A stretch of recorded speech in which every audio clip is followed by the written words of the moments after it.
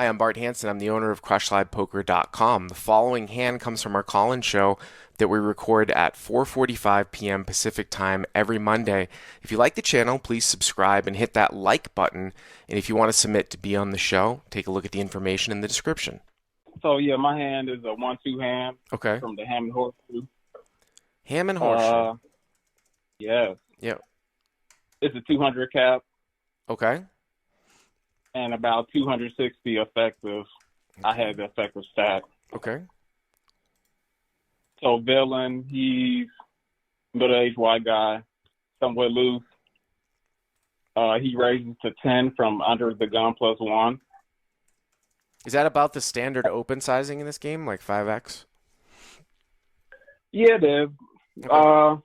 Some people do 12, some people do 15, but 10 is average, I guess. But you don't see people doing 6, and that's the thing with these games. People Oh, are like, no. Yeah, people are like, oh, I'm 100 big blinds deep. Yeah, technically you are, but the raise size is so much larger that you're effectively sort of shallower than it looks on paper, you know? Exactly. So, Exactly. okay. +1 to 10. So yeah, he raises right +1 to 10. Yep. It falls all the way to me on the button. I have a king of spades, and I make it 36. Okay. We raise to 36. Yep. And then the villain called. So it's So about 70 in the pot. Let me ask you a quick question here. So villain 1 calls +1, and your heads up. Right. There's probably not much 3-betting, right, in your games, I would imagine? There is, but it's almost always like a premium Right. hand for the Okay. most part. Yeah. So it's a tight range. Right, exactly. So your heads up. So he okay. called. Yep. Right. So about 70 in the pot after rate.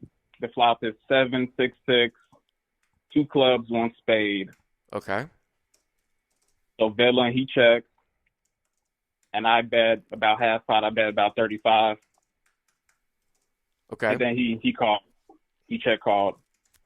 So this is where, I don't know if you heard the previous hand when we were talking about sizing, this sort of gets interesting, right? Because it's like, okay, you 3-bet the guy, right? You get a premium hand. You sort of miss the board, but you have the nut. You have the nut non-pair, right? So Exactly. it's a question of if you take this sizing, even at this level of 35, are you getting called by worse? Now, you might be folding out random cards that might just have random equity, but are you getting called by worse? Now, if you're going to get called by worse, then I'm all for it. But if you're not going to get called by worse and you do start to get called by worse with a smaller bet, it's something to think about. Then again, if you make a smaller bet and then all of a sudden the guy has a weird raise size because you're making a smaller bet, that's hard to play against, you know? Right, you're right. See, I have mainly a tighter image when I play. Uh-huh. So people usually give me credit. And then I had a plan on, I just wanted to make it look like I had an overpair pretty much. Right, like you think that you could fire maybe 2 or 3 times and get somebody off of like 8s or something, right? If the board comes out in your favor. Definitely. Yeah. Probably off 10. Yeah. Exactly. Okay. So he So calls. yeah, bet half pot. Right, he called. Yep. So the pot is about 140 after that. Okay. And the turn is a 2 of spades. So you pick up the backdoor nut flush draw, right? Nut spades, ace, king of spades. Right. 7-6-6, 2 clubs, 1 spade, turns the deuce of spades. Okay, that's a pretty good card for you, obviously. Yeah. So he actually leads into me for 75.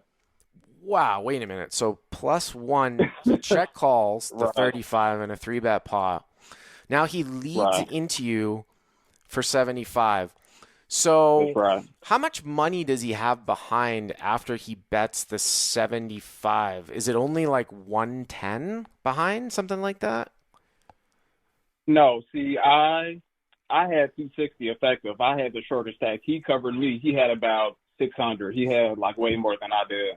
Right, but the effective stack is so then we're going to look at your stack, right? The effective stack in a hand is like the shorter stack. It means the one that is in play. So when you make it 36 pre and you bet 35, that's 70, and he's betting 75 now. So that would mean if you called, you put in 145. So if I'm just trying to figure out how much you have if you were to shove, right? Like it looks like it's only 115. Like right now, he bet 75. You only have about 180 in your stack is kind of my calculation here. So, Right. Right. I had okay. like 189 So, now. all right, let's call it 190, right? So here's the thing, like so if you call the 75, so you bet 75, you call the 75, the pot's going to be like 290, okay, right? Because you're going to put 150 in the turn, the pot's 140 on the flop.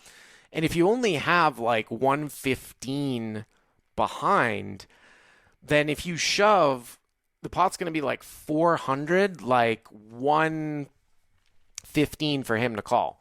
That's assuming you've got 190 here, right? So it's about 400, 115 to call. I like the Right. idea of shoving. I think here that you're probably just not deep enough, and I I would got probably take my you. equity here. You know what I'm saying? Like you have like, Right. 30 to 35% equity against like a hand like eights or nines, right? And Right. God, I mean, maybe even if he has like some bullshit like fours or fives, you actually have more equity because he can get counterfeit if a seven were to come. But Right. with your tight image, I like the idea of shoving. I just don't think you're deep enough. You get what I'm saying? Like you think he's gonna fold like a $400 pot to 100 more. Remember, he check called you. Now he's leading in. This is like never gonna really be a Right. bluff for him, right? Because he's check call and then leads into you on the turn. Right. Right. You know what I mean? So I think I would probably just take my equity here as a call. Yeah, I think, thinking back on it, I think that would have been good, but I also want to, represent an overpair. And if I did have aces or kings, I'm always shoving. So I figure, why not do it with this hand too? Yeah, well, well, that's true. Like if you're always shoving here and you think you're gonna get called, then fine. But the question here is that do you think you're gonna get? Do you think there's fold equity? It's fine if you're always shoving aces or kings, but do you think there's fold equity here when the guy's gonna get 4-1? I mean, only you can tell me Right. that. Right.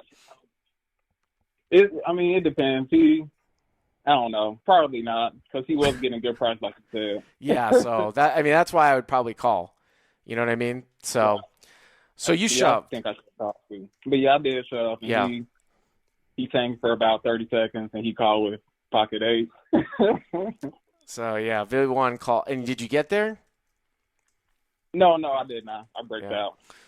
So I mean, I don't Yeah. know. Do you remember what the river was? Just by the way, by any Ooh, chance? it was, it was a break. It was like maybe a three or a four offsuit. The only reason why I ask you that is because, well, so if the river's a brick, so let's say you call the turn, right, and the river's like a 3 or 4, and he checks, right? I'm not gonna bluff at it. I'm just gonna check behind, right? You Right. You occasionally have you no actually behind. sometimes might have the best hand, but when I was talking to Peter earlier on, the first sort of call of the day, the reason why I have a special place in my heart sometimes for Queen Jack is. Let's say instead, I know this was a 3-bet pot, but let's say instead you had Queen Jack of spades here and you just call on the turn. If a queen or a jack come and the guy checks, he's less likely to believe you when you shove, and you definitely should shove if you had queen jack and you ran into a queen or a jack. And I would bluff an ace or a king. But when you have ace king here and a jack or a queen come, it's a little more dicey. The guy still might check call with eight. So but yeah, you just got to watch your stack size. I mean, I like the idea. You just got to watch your fold equity and what you're trying to do. But I appreciate the call. Thank you very much. Hey guys, if you like what you've seen here, please click on the subscribe button and you'll get notified every time we put up a new video.